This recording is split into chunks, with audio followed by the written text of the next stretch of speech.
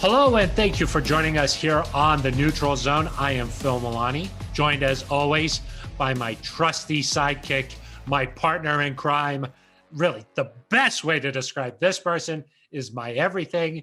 It's at Eric Dalala. Phil, you're back at home where you belong. Perfect.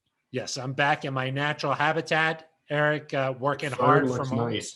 Thank you very much. The fern, if you are joining us on YouTube, you can see it's thriving. Eric, although I did hear that in Denver, it's supposed to snow like 1 to 3 feet this weekend. Man, that's going to be brutal, huh? Got to move the fern away from the window. You're worried about it getting inside. Yeah, too much snow.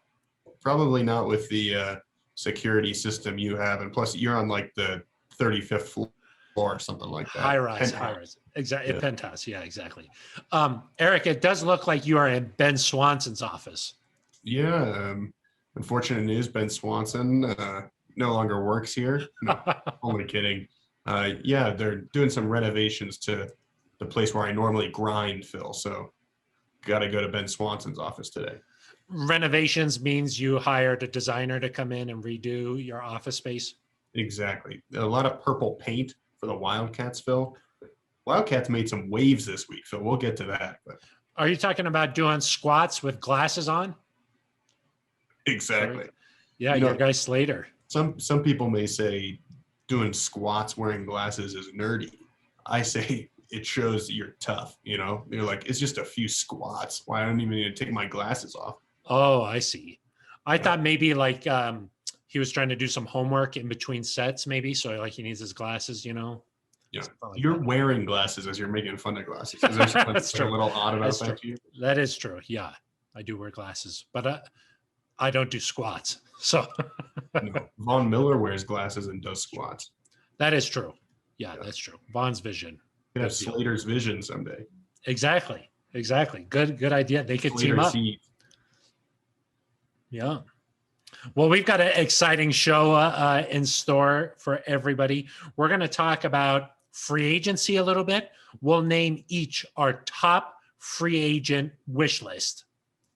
The top guy that we would want the Broncos to attack. Of course, the tampering period opens up next Monday, and then the new league year officially begins on the 17th at 2 p.m., Eric.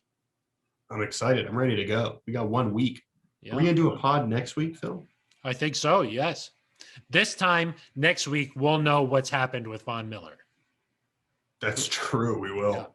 Yeah. So hopefully we'll have a better idea in the coming days, but officially we'll know this time next week. Eric, then we're going to turn our sights to the draft. This is going to be our early draft primer. We're going to talk quarterbacks. A lot of people on YouTube, Eric, were all about the quarterbacks. We asked them to comment, and they came through for us. A lot of people wanting to know what's going on with the quarterback position. Let me see here. OG So Turnt said, please get Mitch Trubisky in free agency. Then there were several replies under that said no one ever. Yeah. A lot of people said that they want Deshaun Watson. Of course, they think that. Anthony Bamer, I'm sorry, I'm probably pronouncing that wrong, said Drew's going to be our quarterback. Happy to hear they have confidence in him. EOG Ness 509 said no Andy Dalton. It's just crazy that the quarterback is so polarizing, Eric. I just would have never thought. So what are your thoughts on the before we move forward? Just think this is the topic of the day. Have you seen the Drew Lock video?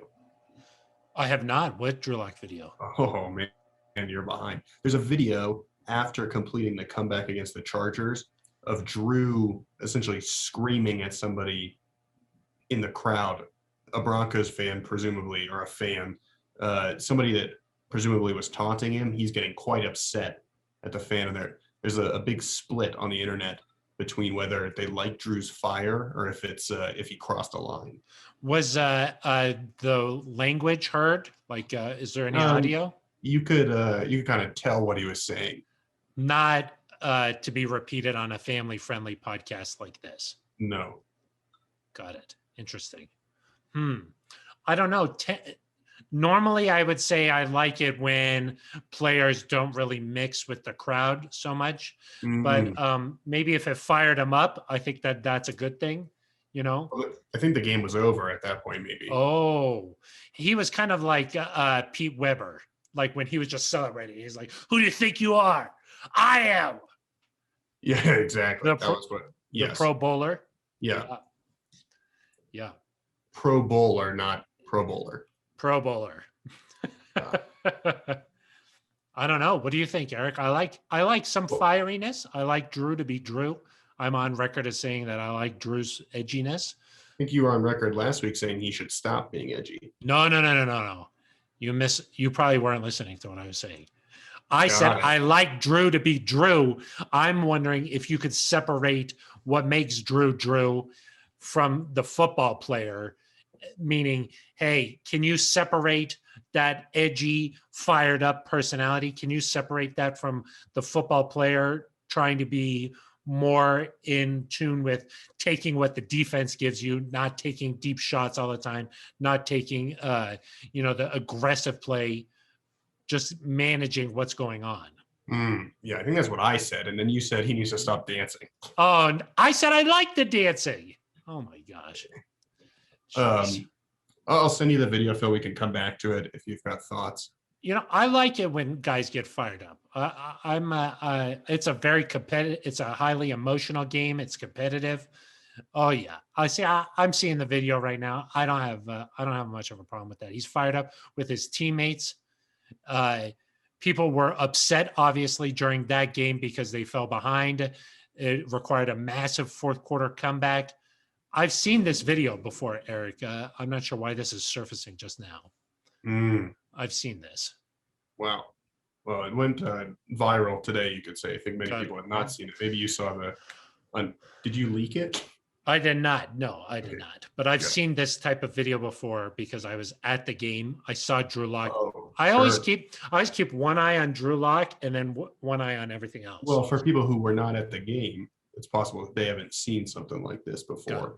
No, it's an emotional game. He just came back. Yeah, no, he just scored 3 fourth quarter touchdowns. I mean, come on. I do think he's a little bit forceful with some of his actions and words there. I do think maybe you want your quarterback to it's hard to imagine Peyton Manning doing that at somebody in the crowd. So you're kind of like Colin Cowherd. You're like, I prefer it if my quarterbacks don't see UFOs. Is that what you're saying? I prefer it if my quarterbacks are all like Peyton Manning. Yeah, exactly. Got it. Yeah, I mean, hey, if me wanting the Broncos quarterback to be like Peyton Manning makes me like Colin Cowherd, you'll take it, huh? I'll take it. Yeah, I think that's a reasonable take. John Prescott commented on YouTube, says, bottom line, he needs to become a student of the game, learn his reads, speed up his progressions, and in the words of Mike Holmgren, no more rocket balls, please. Wow. That's a good comment. I like that one. And then there's one other one here, Eric, from Michael Pack. He says, do you think that drafting a quarterback with the first pick, letting him and Drew compete for the starting role, let the best man win, would be a wise move? And then he mentions Mac Jones in particular seems like a guy who needs that development. So maybe what about the option of drafting a quarterback, letting him develop a little bit, and then compete also at the same time with Drew?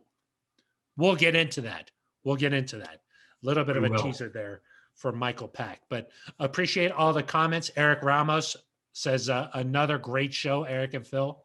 Thank you very much. Lisa Lane says, I enjoy the banter between you two. More importantly, I like to hear your take on all things involving the Broncos because of your knowledge of the team and players. I think she meant that for just me. Yeah, I'm sure she did. I'm pretty sure that's what she meant. Yeah. Eric, and one last comment to get to here, and that is from Broncos Batman. Commented on YouTube, said, good show, guys, but also returned with a voicemail, Eric. As far as the NFL draft, I think there's a lot of possibilities depending on who they keep or, who they let go. But I'm really hoping they go cornerback or inside linebacker and maybe safety, depending on what happens with Justin Simmons, and possibly edge rusher, depending on Von Miller. See, there's so many possibilities. Anyway, happy Friday. Well, it's Friday when I'm calling, so y'all have a good day, good weekend. Go Batman. Broncos Batman, thank you very much. Broncos Batman. We appreciate the voicemail. Anybody else wants to leave a voicemail? 707 neutral. Just call up, leave a voicemail, get fired up, and let us know what you think, and we'll play it right here on the show, Eric. But Broncos Batman says there's a lot of options in the draft, and we'll be taking a look at that here in just a little bit. So other ways to get in touch with the show, Eric, maybe leave an email. Yeah, you could, Phil. neutralzoneshow@gmail.com. You could also tweet at the Broncos podcast account. Ooh, yes. Yeah. We usually forget to mention that. That's right. We'll try What to. is it? At Broncos podcast? You don't even know the name of it. Gosh. We're trying to develop the Broncos Twitter for the podcast network. So at Broncos podcast. Then there's at Eric DeLallo with an A. At Phil Milani with a PH. Kind of strange. Non-traditional spellings. Yeah. Yeah. So those are all the ways you can get in touch, and we want to make this show interactive. So let us know what you're thinking, and we'll definitely make this an interactive show. You're a part of the conversation with us. So when you think that Eric has no idea what he's talking about, let him know. We don't get a lot of those emails. I know we don't get a lot of emails. Yeah. But you can also just comment right here on YouTube if you're watching. We love the YouTube comments. A lot of really insightful thoughts there. And also, while you're there, you could just smash that subscribe. So smash it. I like it, Eric. I like it. So let's get to our first topic here. The top free agent. If you had a wish list, Eric, of free agents, who's the top guy that you would put on that list? Because Eric, I don't know, hearing George Payton talk last week, he said if there's a guy out there who fills your need, you'll take your shot.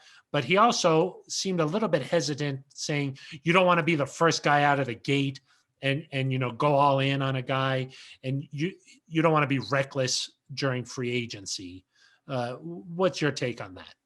We also said you don't want to build your team through free agency, which a lot of teams say, but to be quite honest, well, the Broncos have tried the last few years to build their team through free agency. They've gotten guys like Juwan James, Bryce Callahan, Melvin Gordon, Jarrell Casey, Graham Glasgow. I mean, that's a significant number of high-level or intended high-level starters.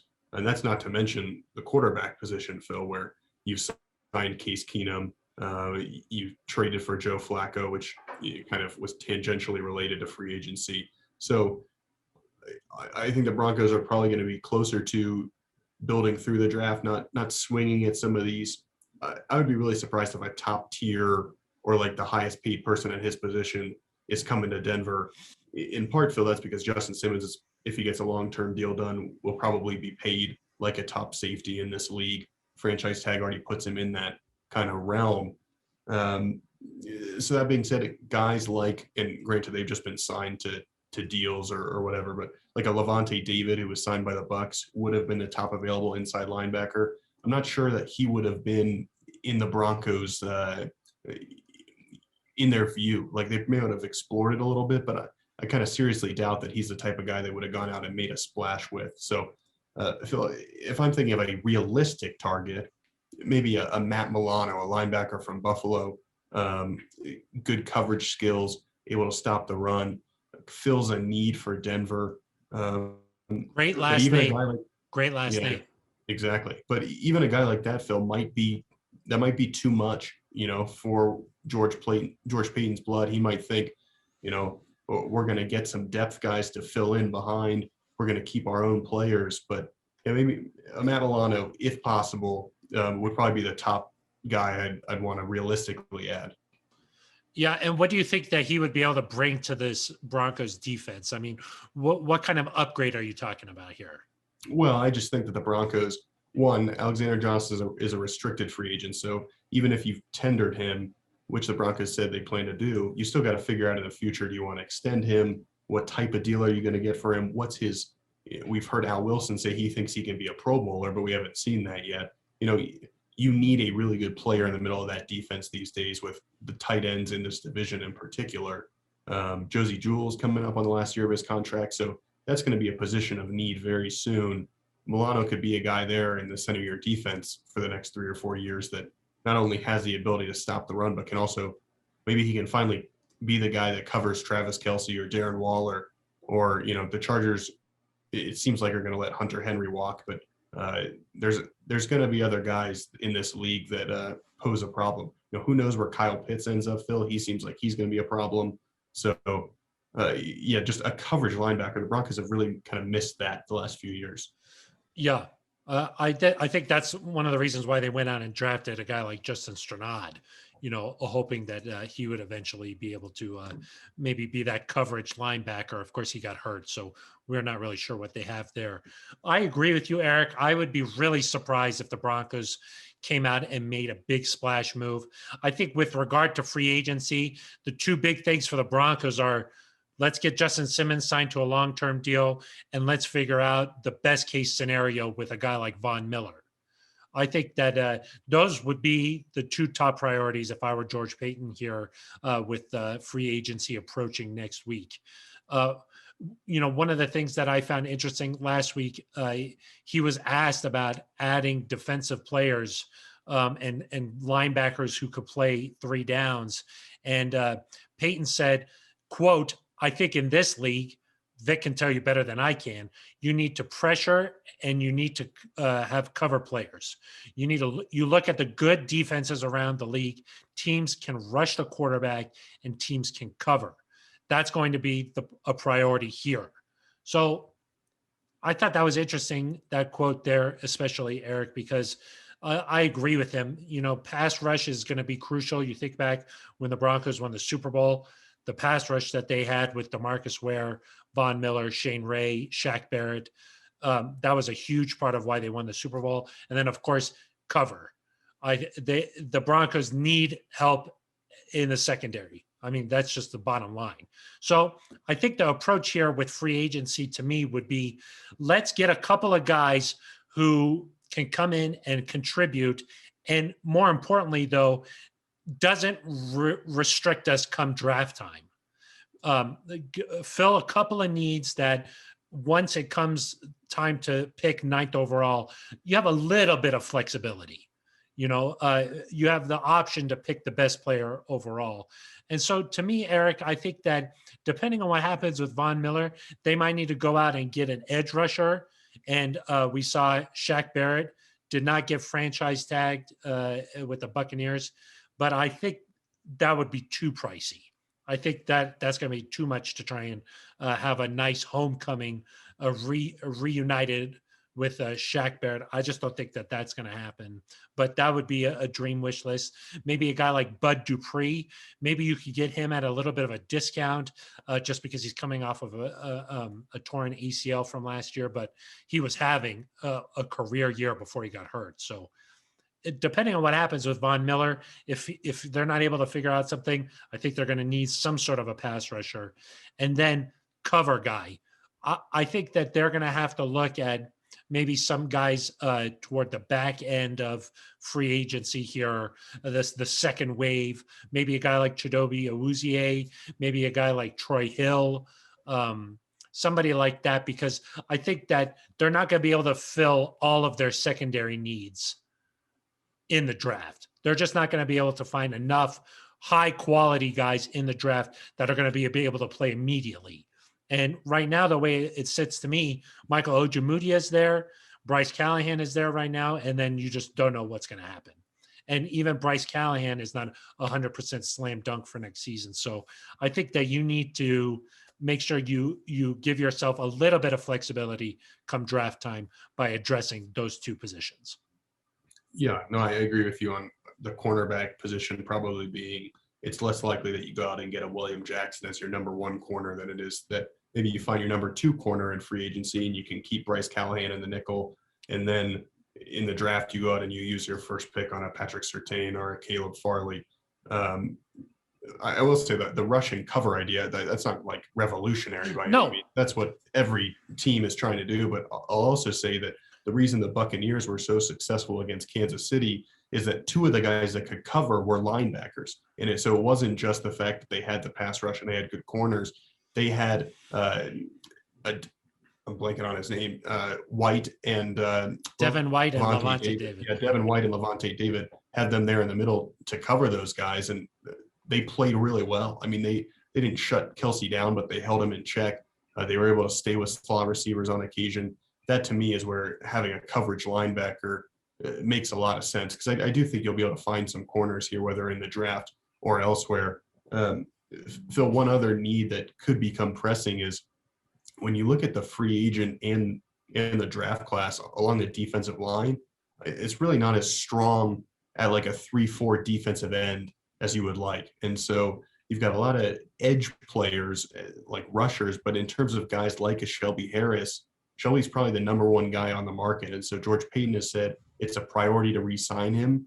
But if you don't re-sign him, that could be a pretty big hole that I don't know how you're going to fill, because by the time you get to the second or third round of the draft, quality guys are probably not necessarily there. And in free agency, you're limited. You know, maybe it's a Danico Autry from Indianapolis. Quentin Jefferson just got released. He could be available, but there's not many options. But Phil, I agree. I think in general, I would be surprised. I might even be surprised if a starter gets signed. I think you could, or let's not say starter, because I do think a number 2 cornerback could be a chance, but I don't think the best player at any position group is going to suddenly join the team. I don't think a number 1 corner is coming. I don't think a number 1 edge rusher necessarily. Like, it might be a complementary. If Von Miller doesn't remain with the team, it could be a complementary piece to Bradley Chubb. But just everything George Paton has said, I would be kind of surprised if he went out and signed a top guy at the position.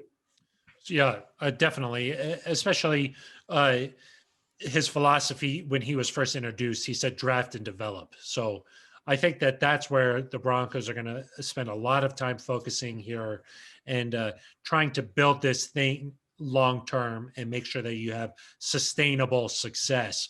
But they're going to have to address the defensive side as somewhat in free agency. And Peyton last week said a lot in terms of, I want to bring back almost everybody. He's like, I'm going to tender this guy. I'm going to tender this guy. We want this guy back. This guy's a priority. Of course, that's not going to be reality. You can't keep everybody, but we know that for sure they're going to have to address the defensive side of the ball. That side of the ball has sort of just been the last couple of seasons down the stretch held together with duct tape.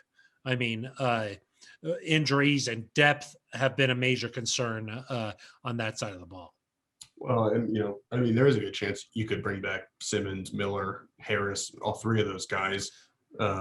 You probably couldn't then tender the other guys all at like second round levels necessarily, and we'll get to that in a little bit. But I think the other reason to be cautious in free agency this year is George Paton is still getting to know this roster, and it's got a good young core, but I don't think you want to overspend or overcommit yourself to a certain player that if you decide a year from now, hey, we've got to go in a different direction like on the defensive line, or we've got to go in a different direction at linebacker, or we want to revamp the cornerback group, or, we hope this doesn't happen, but say Justin Simmons is unable to come to a long-term deal, and all of a sudden you've got to change the look of the safety group because Kareem Jackson's contract expires. Justin Simmons now presumably goes elsewhere because the 3rd franchise tag is prohibitive. There's just some things that you might want to see play out. And so I could understand if he doesn't want to go sign like William Jackson to the top cornerback salary on the market, because then that kind of backs you into a corner a little bit. Whereas if you draft a Caleb Farley or Patrick Surtain, you've got a little more flexibility based on the salary there. Yeah, I mean, there's 2 approaches there when you first come to a new team. You either want to make a big splash where you say, hey, I'm here. Look, here's a big move, something exciting. Or you want to say, let's just slow play this a little bit. Let's see what's available. Let's try to get a feel for things before you do anything crazy. I think there's sort of a give and take there. One good idea or like comparison could be for when John Elway first came to the Broncos. He sort of let things play out with Tim Tebow for that year. Of course, it was a magical season, but then it was the next off season where went on and got Peyton Manning and that type of thing. Not saying that if Peyton Manning was available in 2011, he probably would have tried to get Peyton Manning in 2011. Yes, but good comparison though, just in terms of saying, let's just see what happens this year before we try and do something. So I think that there's two approaches here, and it strikes me that George Payton, instead of going out and doing something crazy, focus on keeping the guys in Broncos uniforms that were Broncos, and then let's build this thing through the draft. So, Eric, moving on to the draft, then there's a couple of cornerbacks that everybody has mocked to the Broncos, and we've gone over this a lot. But I wanted to start first by talking about some quarterbacks, some options here that the Broncos, they're going to do their due diligence. I mean, George Payton said that with the first pick, the 9th overall pick, they're going to take the best player available. And he didn't care what position it was. If they think this guy's the best player, they're going to take him. So I wanted to talk about the quarterbacks just a little bit here before we move on to a couple of other positions.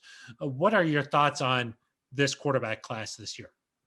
Well, I mean, it's really not even worth talking about Trevor Lawrence because I don't think that there's any chance of getting him. I think he's clearly, I mean, not according to Chris Sims, but most people would say he's the best quarterback in the class. He's proven it over the last few years. After that, it seems like Zach Wilson has proven that he's the number 2 guy. I think if they choose to scout him and you fall in love with him and you decide he's the guy, I wouldn't be opposed to going up and getting him at number 2. When we talk about draft picks and the cost of getting Deshaun Watson or Russell Wilson or trading up for one of these guys, it's like that nobody even knows what the Chiefs gave up to go to number 10 to get Patrick Mahomes a few years ago. Nobody remembers when you go up and you get somebody and it works out. You're going to remember the teams that stood pat and didn't get those guys, or the teams that stood pat and let people go buy them. But to me, if you really think Zach Wilson's a guy, whatever, or not whatever it takes, but within reason, like go up and get it. I then think there's, a Justin Fields, a Trey Lance. Do you have to adjust your offense a little bit for a Trey Lance? I think I have more questions on him because we haven't seen him play a whole lot. He played 1 game last year and didn't play well. So he's going to have a lot to prove during his pro day. Justin Fields, he obviously tore it up in that semifinal against Clemson.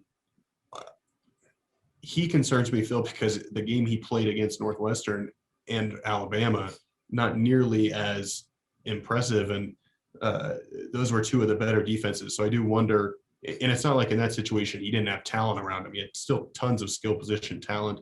That kind of made me worry about him a little bit. The accuracy maybe wasn't as great as you expect. And then obviously the other guy, Mac Jones, he's probably tier 2. And the Broncos, I would think, would want to trade down a few spots if they wanted him, but maybe you have to get him at 9. Everything that I've read, Phil, is that he needs to go to a situation where there's a lot of talent in place. You've got a great offensive play caller. You've got stability. To me, I don't know if, like, Mac Jones, some people have said the Saints are a good spot for him because of the veterans they have there. I don't know if a young offense in Denver makes as much sense. Yeah, to me, drafting a quarterback is a major risk. I mean, you're going to have to most likely trade up if you want to get one of those top 4 guys. And so that's some risk involved, and that costs a lot to move up from like 9 to like 4 or something like that. That's going to cost a lot. So I'm not sure if that makes just a ton of sense, especially considering that Drew is still relatively an unknown product, or he's definitely still a developing product. I don't think that Drew has played his best football yet. I think he's still on his journey, to getting to where he wants to go. So you would have to be so in love with one of these guys that you're like, we're willing to sacrifice future draft capital for another unknown product. It's one thing to do that for Russell Wilson or Deshaun Watson because they're elite NFL quarterbacks. To do it for another unknown product, you've got to be pretty sure about things. And just based off of what I've been reading and paying attention to, it seems like the only guy who's like that kind of for sure is Trevor Lawrence. I mean, we saw Mel Kiper say he's one of the best prospects at the quarterback position that he's ever evaluated. So I think that you'd have to be pretty sure there. Zach Wilson, sort of just arrived on the scene and playing at BYU. You just sort of have some questions as to like, what's his past like? What's his future look like? He definitely on tape last year showed the athletic ability to be able to scramble around in the pocket, move his hips and fire a ball down the field. Definitely showed that ability. That's probably a similar concern I guess I would have also for Trey Lance, is just that one, he hasn't played a lot of football, only the one game last year because of course North Dakota State playing spring football now. So he only was played in the one game. So you really only have tape to go from the 2019 season. So I know that's not his fault, but still there's got to be some concern there. And especially, I think doubts about players coming from schools like that were put to ease when Carson Wentz was playing really well. But considering how Carson Wentz has sort of come back to life a little bit here, maybe you do have some more concerns now. And I just think that there's question marks on a lot of these guys. Justin Fields, like you mentioned, really good in that first college playoff game. But what else has he done against elite defenses? The only guy you don't really have a question about is Trevor Lawrence, and I don't think they're going up to one to get him. So, Phil, your weekly idiom, I think Carson Wentz came back to earth, not back to life. Oh, yeah, that's true. Huh? Came back to life. Came back to life. That means he was dead. Huh? It does. He kind of did the reverse. He was alive and then wasn't. Got it. But he was injured too, which sometimes we say dead. Yeah. So I'll say just in general about drafting a quarterback. Yes, it's risky, but I do think it's like George Payton said, and it's like Vic Fangio said, until you have the guy that's the standard, that's a Deshaun Watson, a Patrick Mahomes, and Aaron Rodgers, you got to keep trying until you find that guy. And so if you think one of those guys can be that player, you've got to go get him, because at the end of the day, a Patrick Surtain and say, maybe you get a defensive lineman, a linebacker in the second round, like those players might be really good players and they might contribute next year, but their impact just pales in comparison to if you find your franchise guy with that selection. And so I don't think they should take a quarterback just to take a quarterback, where some teams this year, they'll say we need to take a quarterback just to take a quarterback. And we're going to take one of these four guys and we're going to just see what happens. The Broncos didn't do that in 2018 when they passed on Josh Allen. It was reported that they had Baker Mayfield and Sam Darnold higher on their board. It seems like maybe they would have taken one of those guys at number 5, but they didn't take a quarterback just to take a quarterback. I think the same thing this year. If you feel like one of these guys can be the guy, that they're substantially better than Drew, that they've got the potential, go for it. But don't do it just to do it. And really, if you're Vic and you're George Payton even more so, if you draft one of these guys, you kind of stake your luck, your reputation, your GM-hood with whoever you take. So if you take Justin Fields and he doesn't pan out, it probably doesn't mean great things for the long-term future of this regime. And so it is a big decision. And certainly if you think, hey, the people that might be coming up next year in that class, or the people on the free agent market, or there's another way to acquire somebody, or we think Drew can take this step, and adding Patrick Surtain or Caleb Farley or whoever is going to help us this year, and that's the better overall choice, you should go that way. You can't make this decision in a vacuum or have it feel forced. Yeah, that's what I'm more saying is that I don't know if any of those guys are going to be available at 9 other than Mac Jones. It's not only are you going to just pull the trigger and take a quarterback, it's also you're going to have to go up and probably make a move to get one of those guys. Eric, what do you think it would have to take for the Broncos to do that? Like you're talking about buy-in from who to make that move? To trade up, Yeah. I think just George Payton. I mean, I think that he'll discuss that with Vic Fangio. I think he'll discuss that with a guy like Pat Shurmur and Mike Shula in terms of their opinions of whatever quarterback you're going up to take. I'm sure John Elway will weigh in as the president of football ops. But at the end of the day, it's going to come to George Payton making that decision. I know that he said it's not a me decision or a Vic Fangio or a John Elway decision. It's a Broncos decision. But I do everything we've been told, Phil, by John Elway, by Joe Ellis, by George himself, is that when it comes down to it, George is going to give the okay to make that trade. And, you have to empower the GM like that if you want it to work out. George, I think, would eventually be the one who has final say on that. But what I mean is, if for him to make a move like that, you're talking about Shula being like, this guy's amazing. We got to get this guy. Shurmur would have to say, this guy's amazing. We got to get this guy. Vic has to be like, yeah, I agree with these guys. Like, I looked at the tape. I like this guy. Elway would probably have to be on page.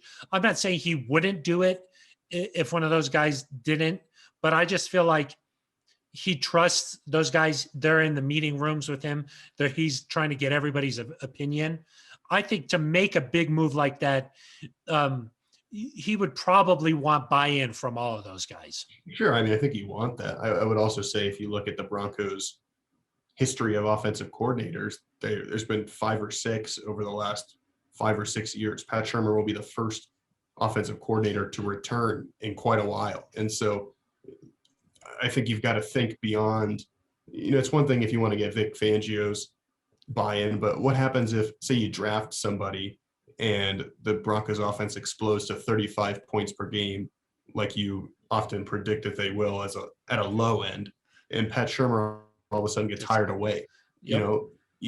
So you can't just let it be about, hey, does this offensive coordinator who's going to work with him for a year, 5 years, 10 years, like you don't know. And so I think you've got to think less about, hey, how does he work within either this particular scheme or with this particular coach, and more about what talent does he have, what intangibles does he have that propels the team forward. And obviously with a defensive-minded head coach in Vic Fangio, the chances are that whether it's 1 year or 2 years or 3 years, that if the offense really excels with whoever that quarterback is, the Pat Shurmur or somebody's going to get another chance at a head coaching gig. And that's why you see a lot of teams now, Kyle Shanahan, Sean McVay, Matt LaFleur, they hire that offensive play caller as their head guy so that they don't ever have to worry about that. And they say, we'll replace the defensive coordinator, but we won't replace the play caller for the offense. But yeah, I think you just have to, you'd love buy-in. You'd love buy-in from all your scouts as well and say, hey, this is the guy. But I think you've just got to be, if you're George and you believe in yourself, and he seems to believe in the evaluations he makes, you've got to say, hey, this is the best thing for the franchise, regardless of who's in these positions, and we're going to move forward.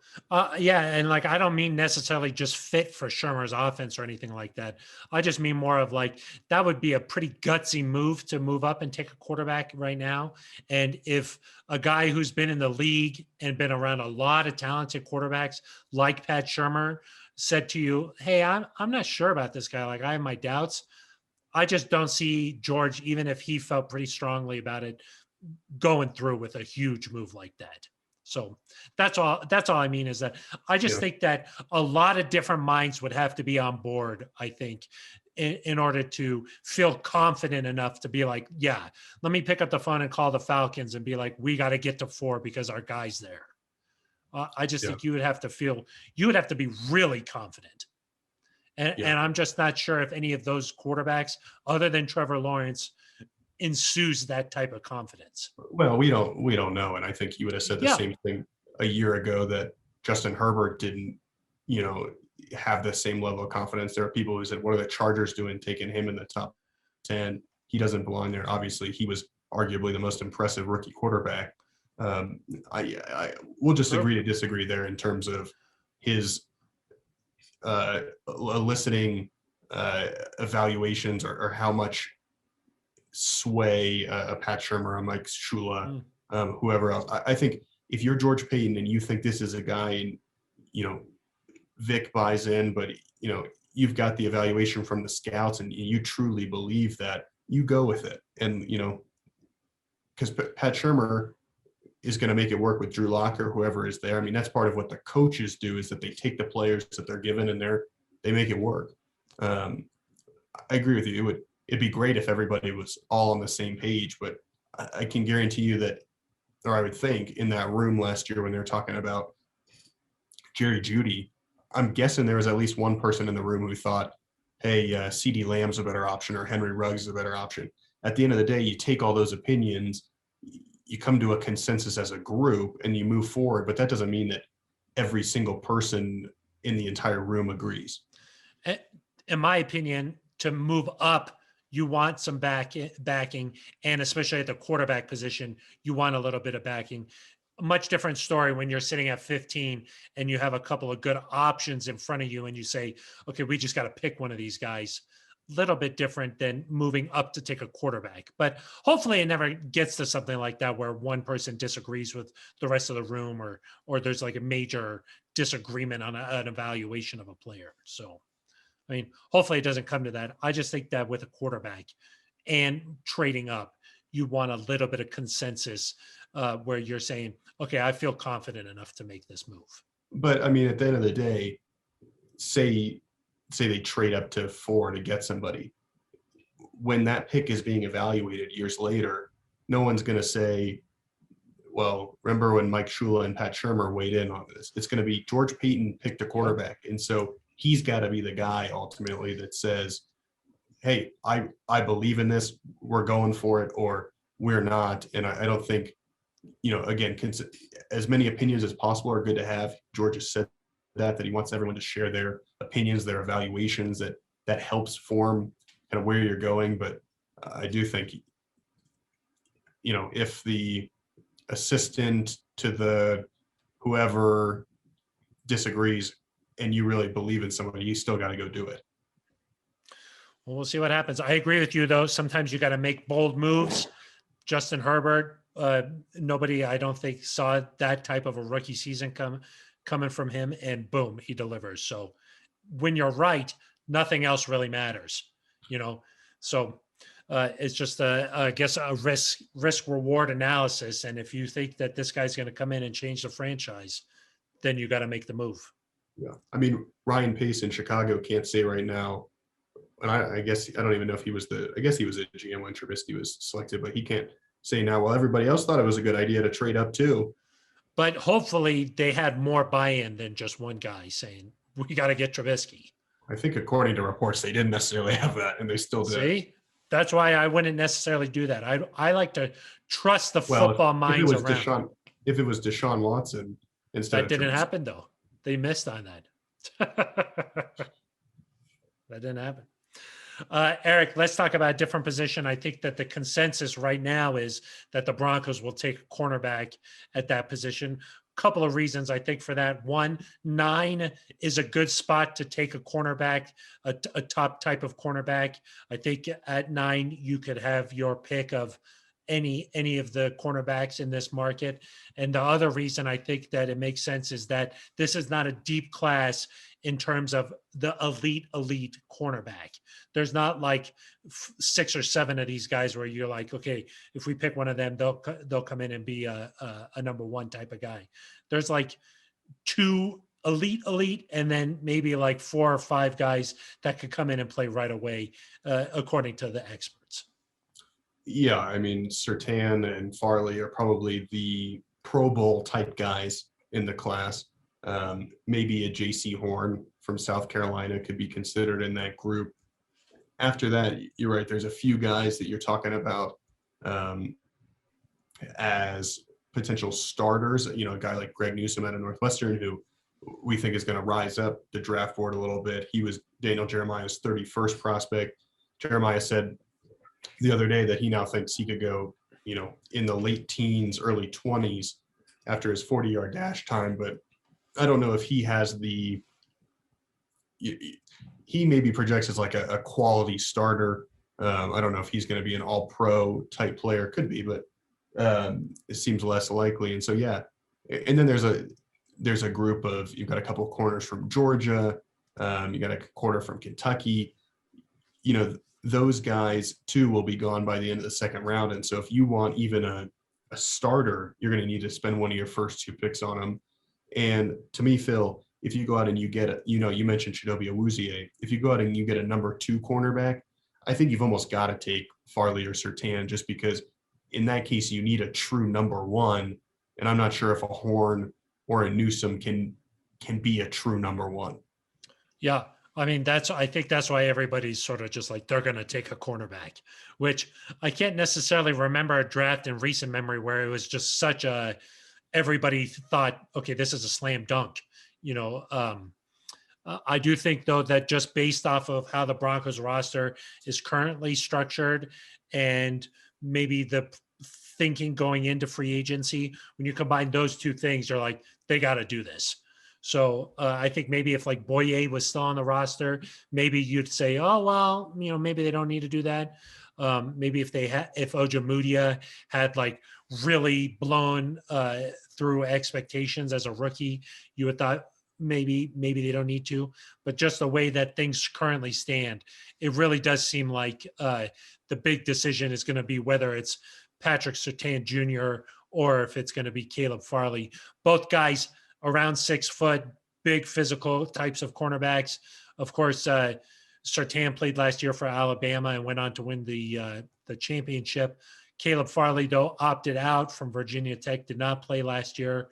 To me, I don't really blame a college prospect for being like, I'm not going to play football during a pandemic. Like the long-term effects are still unknown of COVID. Let me just be safe as possible until I get drafted, and then I'll come join the team. And when Farley last played in 2019, he really had a tremendous season for Virginia Tech, and there's no reason why you would think he couldn't just pick things up there and get ready for the season next year. Yeah, I think the only thing there is not concerns over why you opted out. Just you'd love to see more tape more recently, because there's plenty of guys that play well for a year and then they tail off. And so I just think you have a bigger sample size with Surtain. The only thing that'll change this, Phil, is if the Broncos do make some sort of big move in free agency at cornerback, or they get a number 2 that maybe they project that can be a number 1 for a little bit, and maybe you trade back in that scenario and you're able to get a J.C. Horn or a Greg Newsome, and you think that, hey, we can kind of weather the year with these few guys and then we'll, see where we go next. But yeah, you're right about the consensus. I think maybe the last time it was this close was maybe 2017. I think the consensus was they were going to take an offensive tackle. It was just, is it going to be Garrett Bowles? Is it going to be Ryan Ramczyk? Those names kind of kept popping up again and again. But at 20, even it's harder to have the same sort of level of consensus as there is at 9, just because there's more stuff that can happen ahead of you. Yeah, I mean, most definitely. Even at 9, a lot could still happen. And Sure. With quarterback, I would really rely on Vic Fangio, Ed Donatel, guys who have been around the best, and they've been around defenders like that for a long time. So I would rely on their analysis in this situation.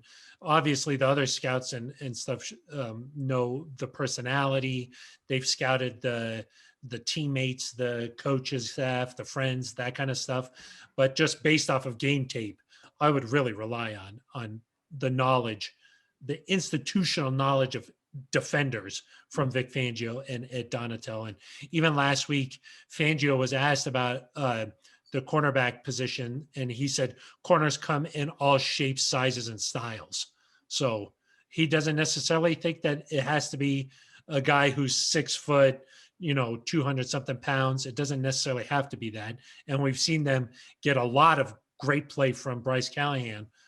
Maybe not a lot, but at least one season's worth last year. So I agree that they don't have to come in all sizes, but you do want, with your number 1 guy, I do think you want a bigger physical guy so that, say, the Seahawks are coming to town and DK Metcalf is there.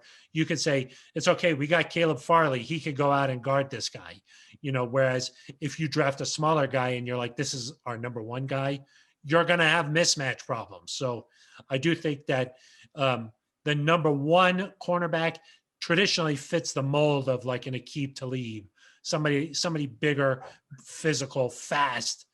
That's traditionally your number one guy because they're going to have to go up against players like Cortland Sutton, Mike Evans, these types of players. You need a bigger guy to be able to match up with them. I think it's more about just, do you have one of each? Because we saw the Broncos struggled against the Colts in 2014, where T.Y. Hilton was the Colts' number one receiver and Aqib Talib was on him instead of Chris Harris Jr. because the decision was, we're going to match up 1 versus 1. Probably would have been, and we know Chris Harris talked about it afterward, might have been smarter to have Chris on him. And so I just think you need to have at least one big guy, at least one kind of faster, rangy type guy to be able to combat whoever you need to play. I don't know if necessarily like the number one has to be that big guy. I do think you're right that typically it plays out that way, but there are receivers in the NFL, Phil, that if you put a bigger Aqib Talib type corner on him, you're going to struggle with that matchup. So it'll just be interesting to see. I also think when you're picking a corner at 9, I think you consider Vic Fangio's system to some extent, but if say, and I don't know this to be the case, but some people have talked about, hey, Caleb Farley is the better fit for Vic Fangio's system. But if you've got Patrick Surtain graded, 5 points higher, however the grading scale works, if you think he's a much better prospect, but Farley is the better fit, I think you still got to go with Surtain. And we heard Daniel Jeremiah talk about this the other day, where teams get in trouble is when they prioritize, a need or a fit, and in the process they pass up a much better player, because then you end up where, maybe at the moment and for the length of Vic's coaching career here, Caleb Farley is a guy that fits in, but maybe he's not the difference maker that a guy like Patrick Surtain is. And that's all hypothetical. I don't know. It's quite possible the best player available also fits the scheme well, but I'm just saying, I think you've got to, when you're making a decision, when you're making a top 10 pick, you've got to think just beyond the right here, right now. It's got to be this multi-year decision. And I think George Payton will be good at doing something like that. Interesting, Eric. That's because, and like you said, it's a hypothetical, but we hear so much about the importance of working closely GM and head coach and finding guys who are the fit. And I guess that leads to the bigger question is, if you don't think Vic is the right guy, why is he the head coach? So there's got to be some sort of a feeling where this is the head coach that we want to be here long-term. This is the system we want long-term because we think that this is the best way to win is with this guy. And this player is going to fit that perfectly. So it's just interesting. I'm just saying, I think that you do want fit, but I also agree with you that when you're picking this high, you've got to just pick the best player, Right. Like say, going back to when Von Miller was drafted, regardless of if Von Miller was a fit in the system, you take that player and you make the system fit that guy. Yeah, exactly. No, I agree with you. Sometimes you've got generational talents where you're like, I can't not take this guy. This guy's the best prospect. And we saw that in Arizona a little bit this year, where they took Isaiah Simmons, who is a really, really good player, and he struggled to get on the field because of where they were trying to play him. And eventually they got to the point where it was, I think Vance Joseph at one point said, we just got to get him on the field and find where he works. And they were able to do that. But that's kind of a situation where the talent outweighs the system a little bit. It kind of like when Gary Kubiak came in with Peyton Manning. It's not like Gary Kubiak was like, well, this is my system. You just figure it out. It's like, no, I'm Peyton Manning. Let's work together. So now you want Peyton Manning. You want the quarterbacks to be like Peyton. Gosh, it's a vicious circle. I want my quarterbacks and my cornerbacks to both be like Peyton Manning. So we talked quarterback, cornerback. who's another guy, if they don't go with those two positions, who's another guy you think that could be an option? Well, if Von Miller is gone, I think you got to consider an edge rusher there. Haven't studied those as closely yet because I think it's just too soon to. You're making a jump there. Micah Parsons is a guy that I think is a really fun player. Another guy who I believe opted out. He has that coverage ability. Again, going back to what Daniel Jeremiah said, thinks he has really good potential as an interior rusher. Those are all appealing things, and I think similar to he might be like a Levante David, a Devin White type upgrade at that position. I don't know if he's going to be there the same way that Devin White wasn't there a few years ago. But also the Broncos have kind of, they passed on Devin Bush to trade down and get Noah Fant. We have seen reports that they tried to get back into the first round last year to get a Patrick Queen, but it's almost seemed like because Vic is so good with linebackers that they've been like, you can take a player from here and elevate him to here instead of starting with a player from here and getting him up to here. That probably makes a little more sense on YouTube than it does on the podcast. Yeah, I think that Parsons is probably the guy that if you're going to stand pat and take somebody there, he makes sense. Yeah, I agree. I mean, I think when you're talking about edge guys, you're talking about like Gregory Rousseau from Miami, who he hasn't played a lot of football. So you just don't know. There's so many question marks with so many of these guys. I think you're talking about like Kwity Paye from Michigan.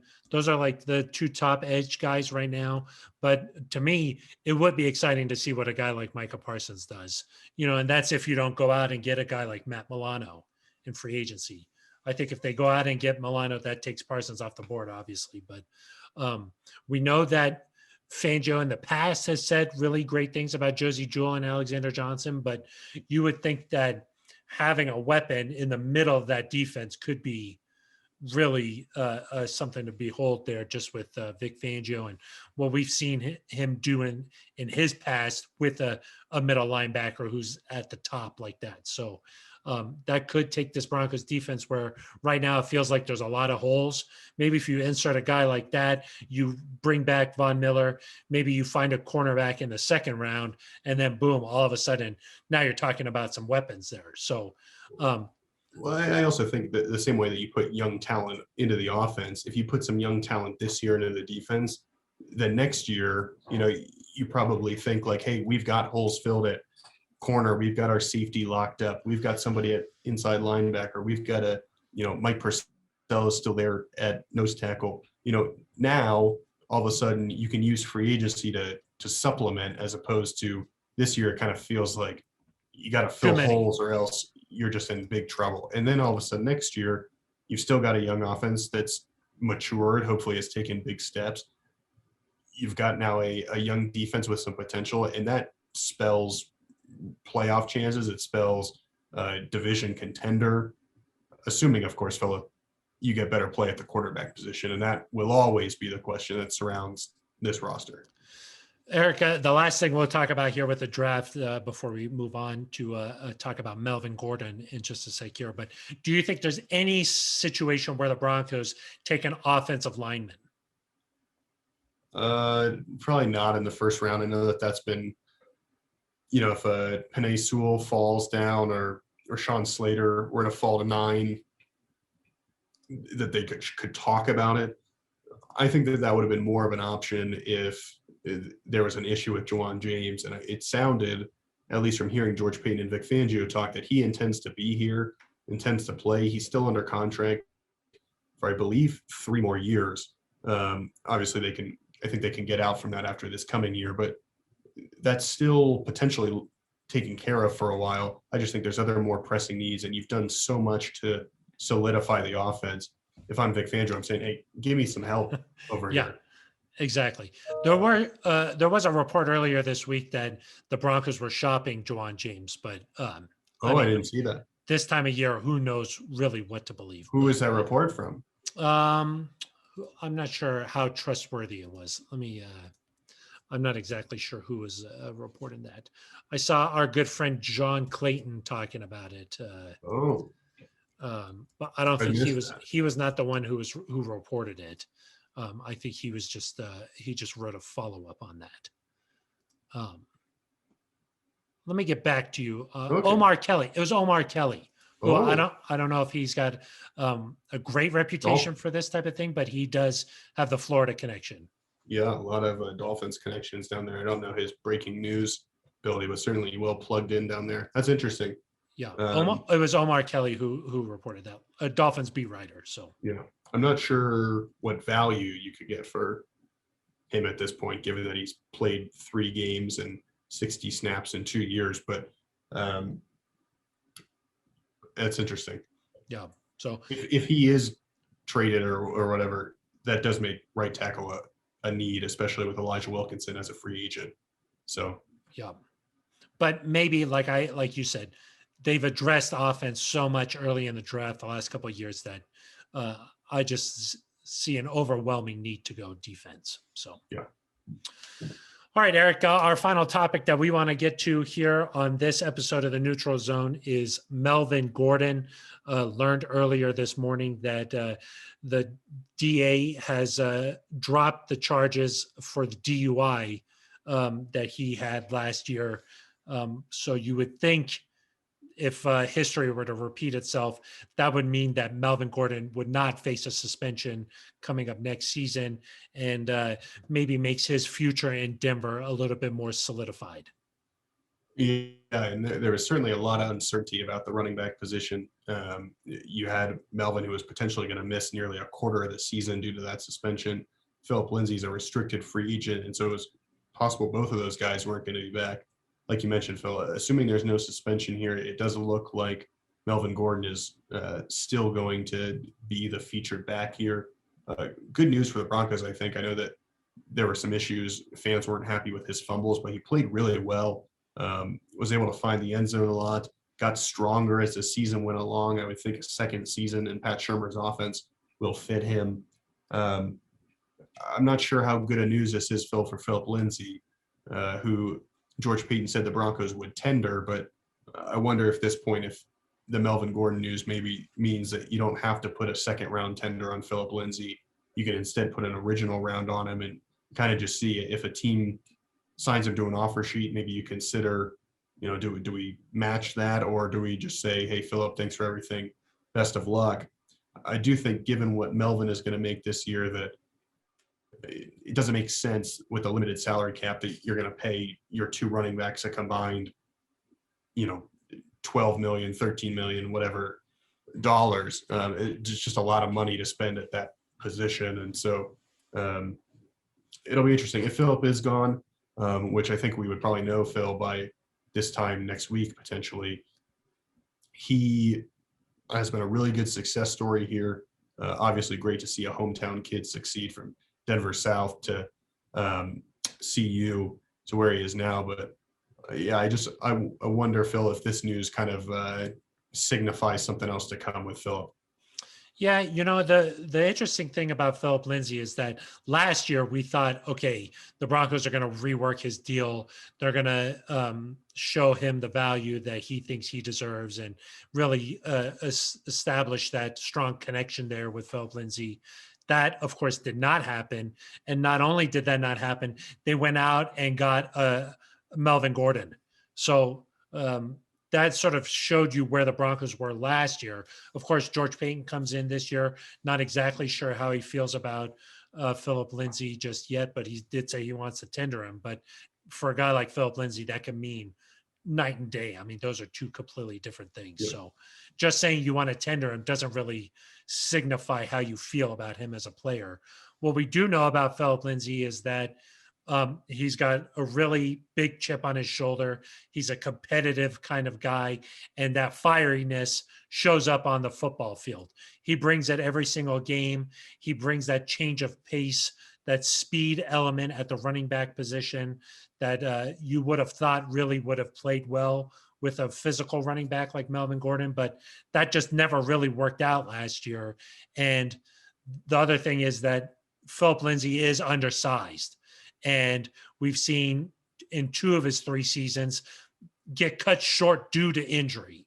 So that's a bad pattern there for him. Maybe it's just 2 fluky things for 2.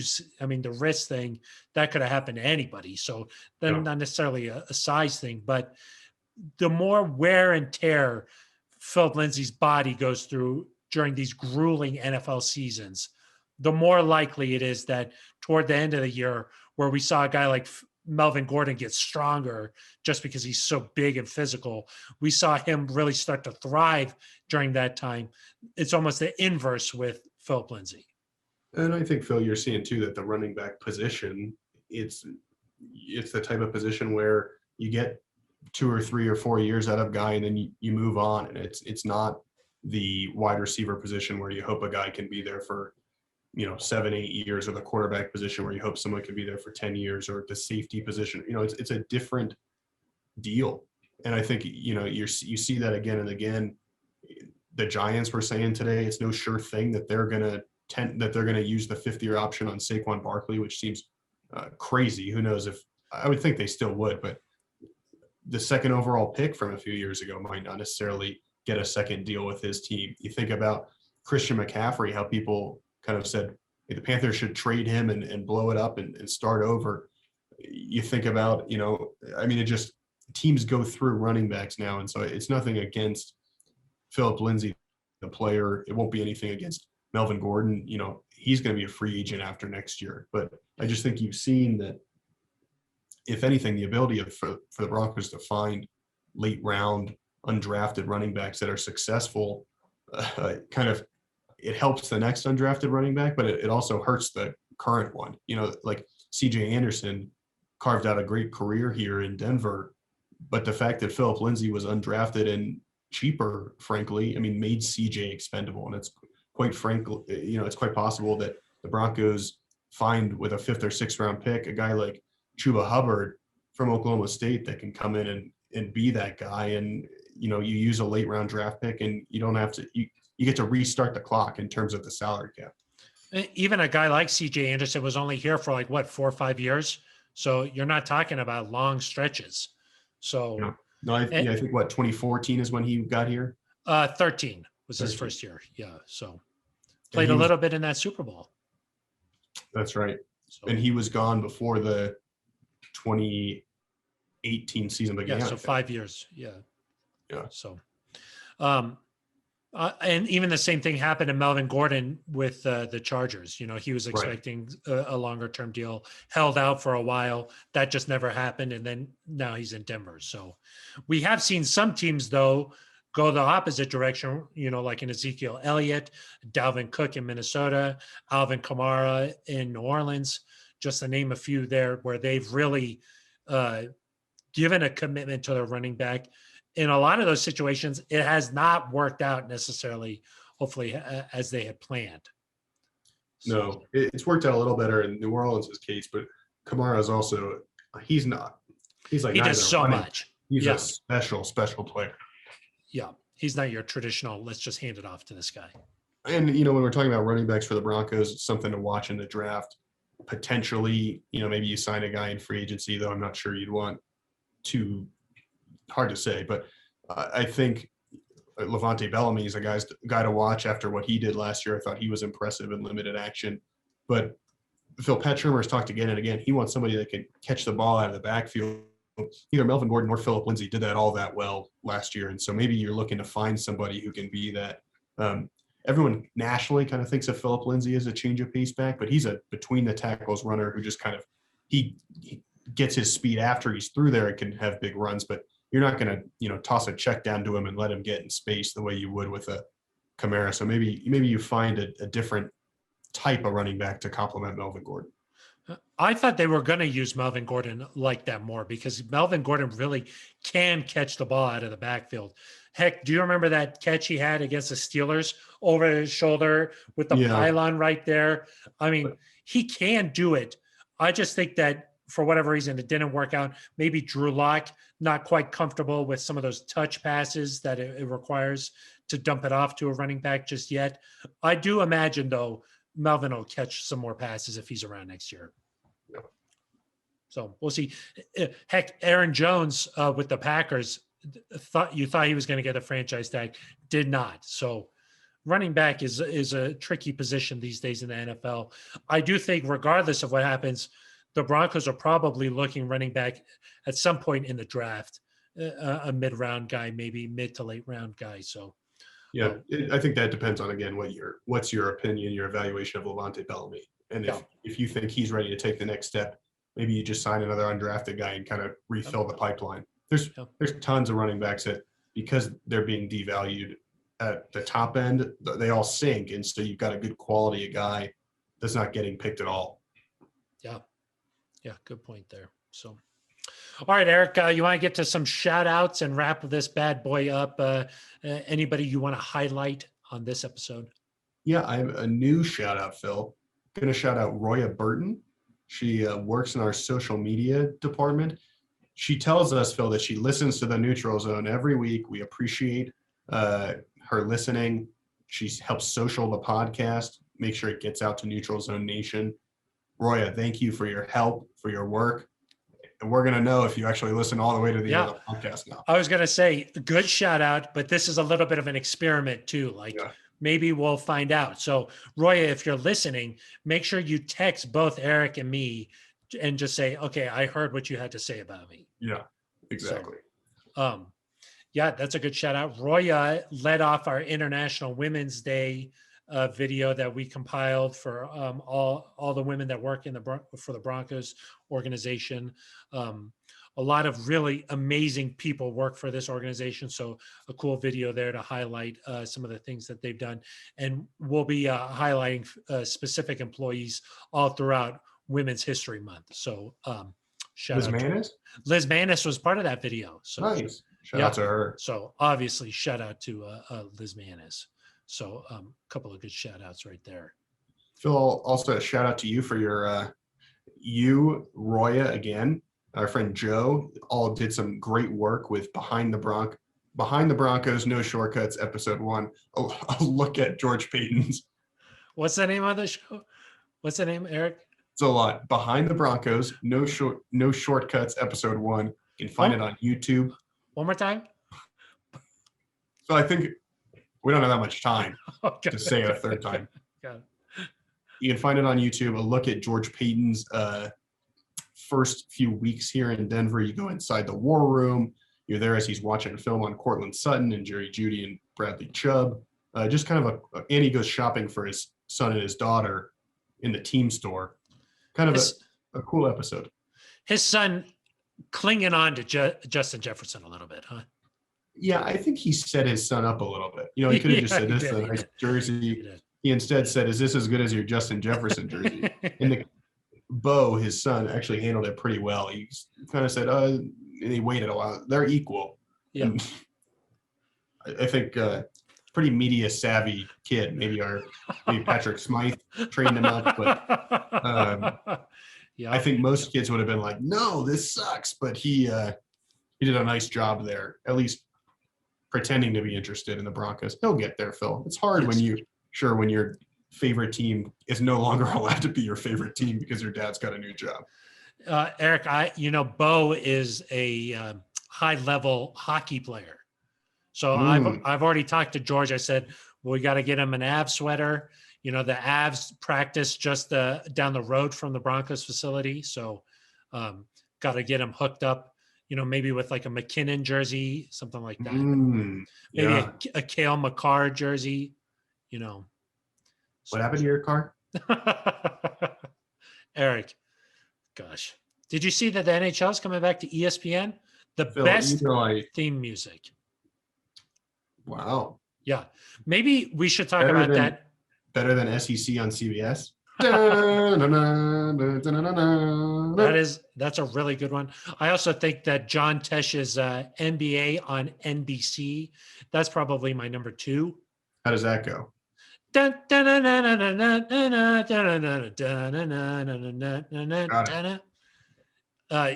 you heard that story about John Tesh? He had the idea of that jingle in his mind. Yeah. Called himself, left a message on his answering machine. Left an email. Yeah. not a voicemail at that point, just a message on his answering machine. And then he was like, remember this. John, it's John. I think, Eric, we should have a discussion about theme songs Yeah. for sports in an upcoming episode. So Yeah, maybe maybe at a later time. yeah, not right now, but this could be an entire episode. I'm telling you, Yeah. we could talk about theme music in the sports world. So Yeah. pretty exciting. I don't think Vern Lundquist ever did anything with the NBA, so probably not as interesting to me. The mayor of Steamboat Springs. Exactly. Yeah, Yeah. Vern. Love In your Uncle. life. Yeah. I was gonna say shout out to some of the local weathermen here because they're gearing up for a big weekend. You love the weather. Do you stock up, Eric, when you know a huge storm's coming in? Are you that kind of guy who's, you got an emergency kit packed, you got some water jugs? No, I lace my boots up, Phil. I pull out the old bow and arrow and I go to work. Oh, got it. To provide for your family, huh? Exactly. Yeah. I view it as an opportunity. The coyotes come out and it's Yeah. go find food. Got it. Yeah. You But don't ever go to the grocery store. You enjoy your boxed cereal though. Eric, my bigger question is how are you going to get to work if it snows 3 feet? I'm not leaving. So I'm going to be in here and I'll be ready for when it melts. Got it. Okay. That's what I figured. My hair's going to look like yours. I'm going to have a beard like Ben Swanson. All of a sudden your hair is going to look perfect? That's sort of strange. Exactly. All right. Well, I think that's going to wrap up this show. If you'd like to be involved or you have a highly educated opinion on sports theme music, leave a voicemail, 707-NEUTRAL. Eric, there's another way you can do it. neutralzoneshow@gmail.com. Send an email, leave an email, transcribe an email, any way you want to do it. Hit us up on Twitter @Eric Dalala, @Phil Milani, non-traditional spellings there, or also just leave a comment right here on the YouTube page. And while you're doing that, just smash that subscribe button. We'll be back next week with a free agent special. Eric, we'll know what big moves the Broncos have made, if they've brought in a big name guy, if they've re-signed Justin Simmons to a long-term deal, what's happening with Von Miller. We're going to know so much more this time next week. So make sure you check out that episode of the Neutral Zone. Until then, for Eric Dalala, I am Phil Milani. You've been listening to The Neutral Zone.